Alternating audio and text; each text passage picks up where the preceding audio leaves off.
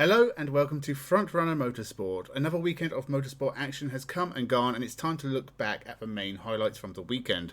This was a weekend of penultimate rounds for a lot of series, so good results for the title challengers was important. We had World Rally Championship from Greece, World Rallycross from Portugal, Nitro Cross from Virginia, NASCAR from Atlanta, DTM from the Sachsenring, Stock Car Pro from the Vela Park, British GT and GB3 from Donington Park, TCR Europe from Brno, and Formula Regional European from Imola.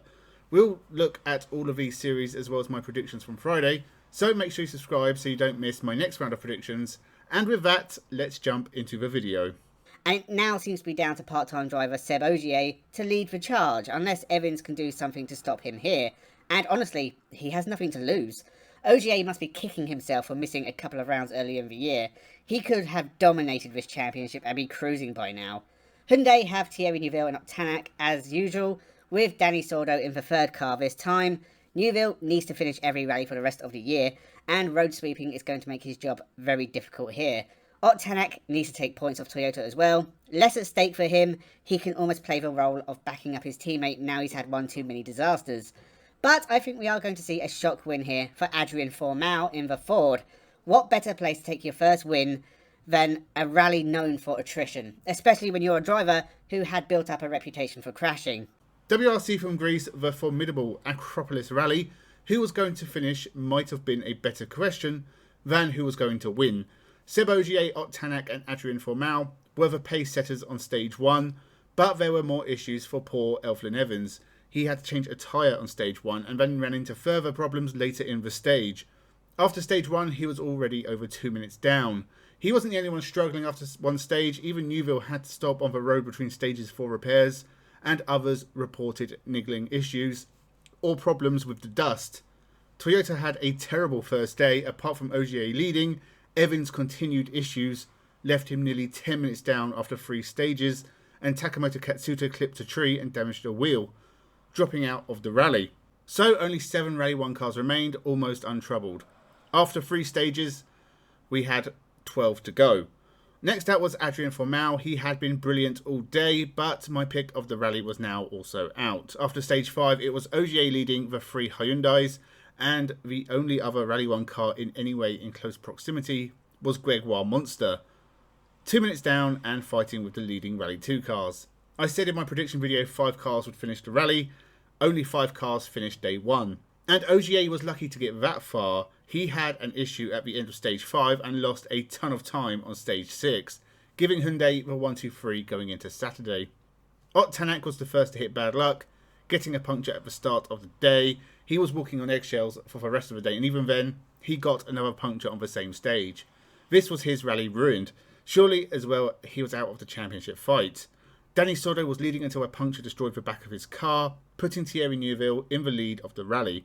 Gregoire Monster also dropped out at some point, and Evans had a roll, so Saturday ended with just 4 cars, all of which had been hobbled to varying degrees during the rally. Thierry Neuville led Danny Sordo, Seb Ogier and Tanak. Sunday was the reset day essentially, and with 4 stages to get through, surely survival was of the utmost importance. And it was so. Everyone survived except Sébastien Ogier, who made a rare mistake and rolled for Toyota on the Wolf Power stage. So, no Sunday points for the Frenchman, and he lost second in the championship to Tanak. Thierry Neuville won the rally and now has more than a rally advantage over his teammate.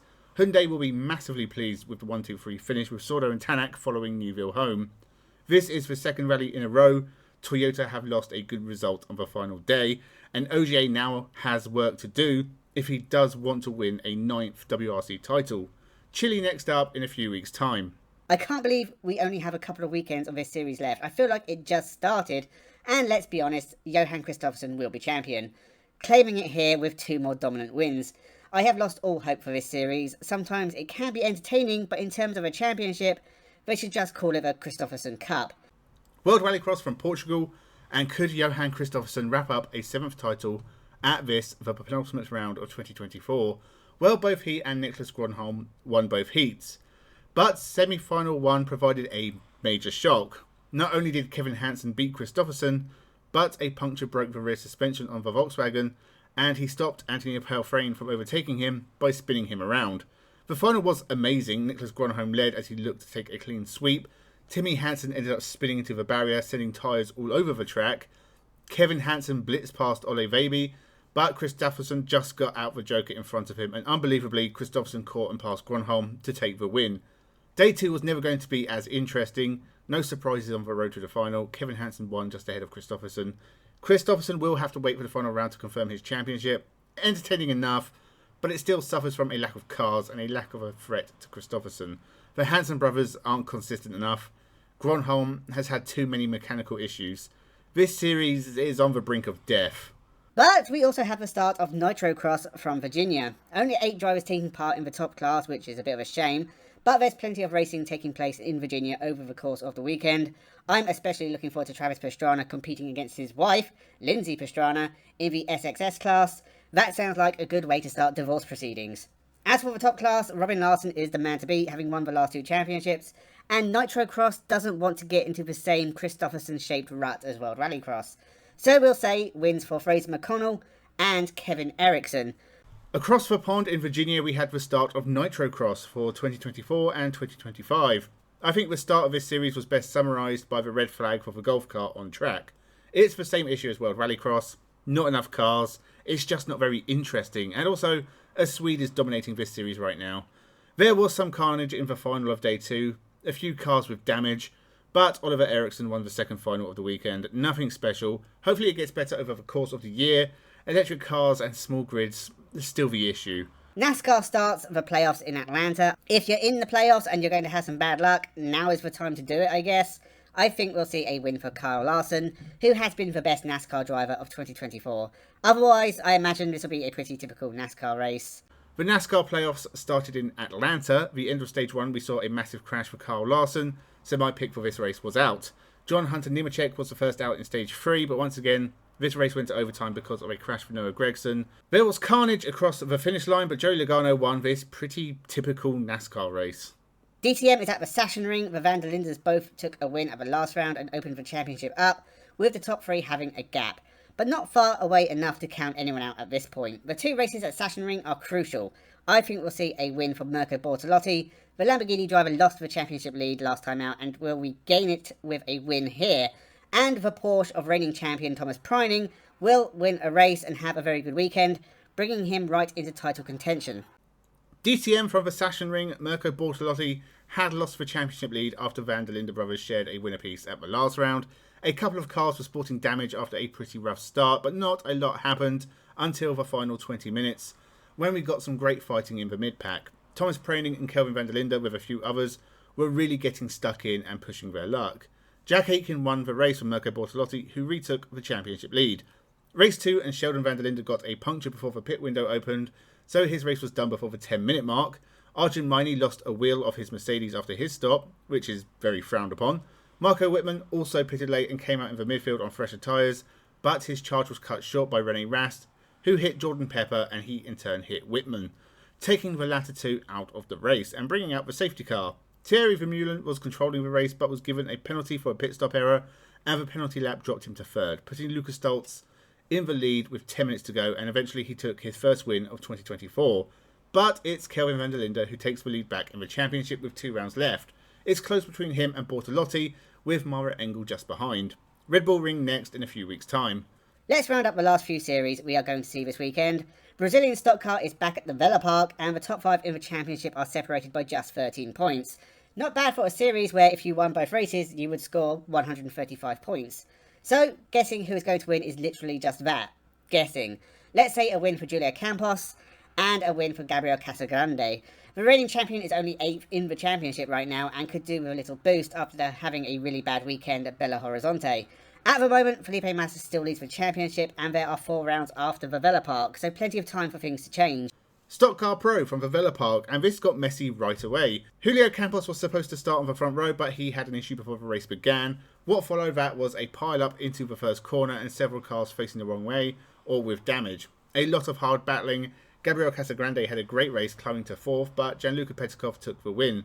On to race 2, Felipe Bautista won after finishing 2nd in race 1. He now has a strong lead in the championship. Some good fighting on track, a lot of damage here and there, and a few incidents in the pit lane. All pretty good, and next time we are in Argentina. This is the penultimate round, and it looks like a straight fight between the two Barwell Motorsport Lamborghinis, and I think we'll see the Collards put one hand on the championship here. They'll beat the other Lamborghini of Sandy Mitchell and Alex Martin, but they won't win. In fact, third at best.